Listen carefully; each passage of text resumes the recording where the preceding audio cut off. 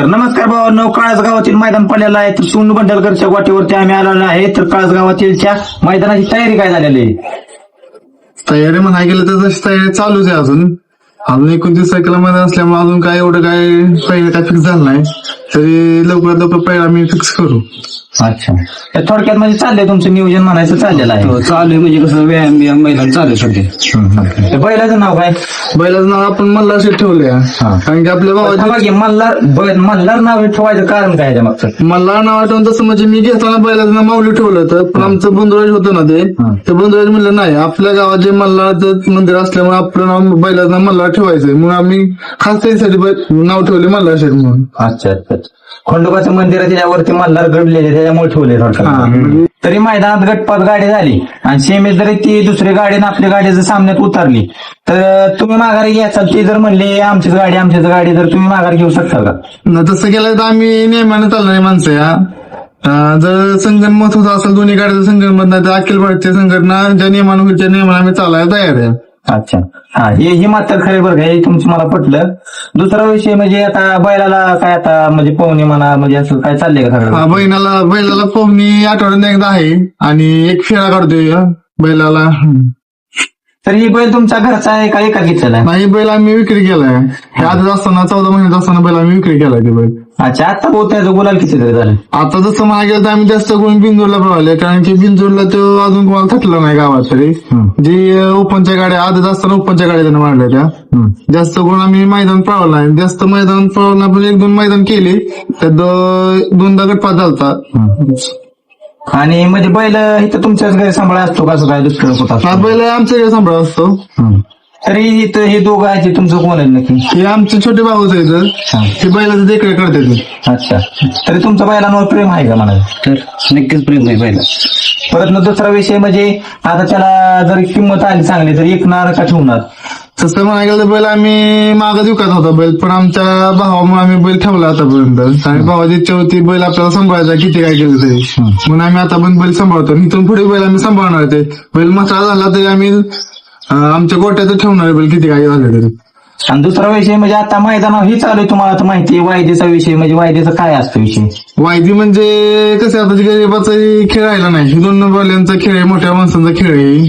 कारण की आपल्यासारख्याचं मैदान खेळणं नाही. एका मैदान 10,000 तुटतात. आपल्यासारख्याला आपण कळलं तर हवं आपल्याला हे. तर माझी तर अशी इच्छा आहे की बाबा ज्यांनी वायदे बंद झाले पाहिजे म्हणून गरिबांची बैल उजेडात आली पाहिजे. हो बरोबर आहे, मात्र बरोबर आहे. तर तुमचा आता पायरात्री कोणा संग झालाय असं आम्हाला वाटतं? अजून तर नाही काय कल्पना या गोष्टीची, पण आमचे चाललंय. कार्तिक चाललाय अजून, गणेश बंडलकडे काही जशी आहेत अजून, त्यांचं नियोजन चालू आहे बैलासाठी बैला बघायचं. पण कमीत कमी आमची इच्छा आहे की गावात बैल ठेवण्याची आहे, असं चाललंय नियोजन आमचं. ओके. आणि दुसरा विषय म्हणजे आता एक काळाच्या मैदानाच्या आधी 1-2-3 मैदान आहेत, त्या मैदानात काय तुमची तयारी आहे का नाही? कारण तसं अजून काही नियोजन केलं नाही, कारण की बैलाला थोडा लयच आजार असल्यामुळे आम्ही बैल काही जास्त बाहेर काढला नाही. की बैलाला 5-6 महिन्यात आम्ही बसून ठेवला बैल, कारण की बैल अजून भरून आला नाही. ज्या टाइमला बैल भरून आला आम्ही नक्कीच जाऊ की आमचा बैल काय करू शकतो काय नाही ते.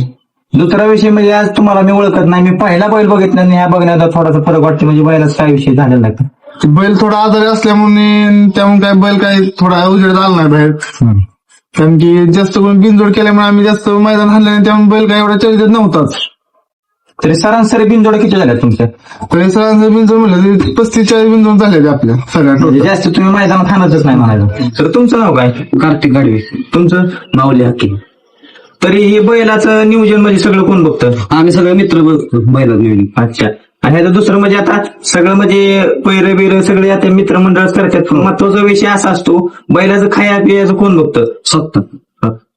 आणि दुसरा विषय असा आहे म्हणजे बैलांना आज पोत्र तुम्हाला सगळ्या अपेक्षा तुमच्या पूर्ण केल्यात का अजून राहिलेल्या आहेत? आमच्या अपेक्षा पहिल्याच पूर्ण केल्यात बैलांनी, तशा काही अपेक्षा ठेवल्याच नाहीत बैलांना आमच्या. अच्छा. आणि म्हणजे बैल नक्की म्हणजे कुणाचा बैल आहे? बैल हा रोहन भैया बंडलकर यांचा आहे. तरी रोहन भैया बंडलकर म्हणजे तरी कोणती? ते आमचे मोठे होते, आता सध्या ह्या स्वर्गवासी झाले म्हणून ते सगळे बैल नियोजन सगळे मित्र बैल. त्यांची इच्छा होती बैल आपल्याला काही केला तरी ठेवायचा म्हणून, कारण की त्यांच्या रूपात आम्ही बैल बघतोय तर आम्ही आज पण त्यांना बैल सांभाळला आहे. तरी तुमचं नाव काय? कुणाल जाधव. तरी बैलाकडून तुम्हाला अपेक्षा काय आहे? बैलाकडनं अपेक्षा काय नाही आपल्याला, बैलानं आपल्या अपेक्षा पूर्ण केल्या. तर आता अपेक्षा एवढीच राहिली की गावचं मैदान पडलं, गावच्या मैदानात बैल आपला बोलावत राहिला पाहिजे. ओके. तुमचं नाव काय? सचिन जाधव. तर तुम्हाला बैलाकडून अपेक्षा काय आहे? आपल्याकडून बैलाकडून अपेक्षा सगळ्या झाल्या तर पूर्ण. फक्त एकच अपेक्षा आहे की गावची जी मैदान पडलंय त्या गावच्या मैदानात का नाही आपला गुलाल झाला पाहिजे, एवढीच अपेक्षा आहे आपल्याकडून. तरी तुमचं नाव काय? माझं नाव माऊली हाके. तरी बैलाचं तुमचं नातं काय आहे?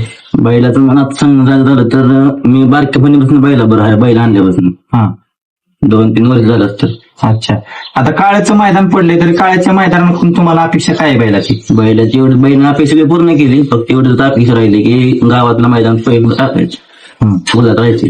अच्छा. तरी तुमच्या सगळ्याच टीमला माझ्याकडून तुम्हाला शुभेच्छा काळाच्या मैदानासाठी. एक देवाकडे मी प्रार्थना करतो जेणेकरून तुमची तरी गुलालात गाडी राहावी अशी माझी मी देवाला प्रार्थना करतो. तर धन्यवाद.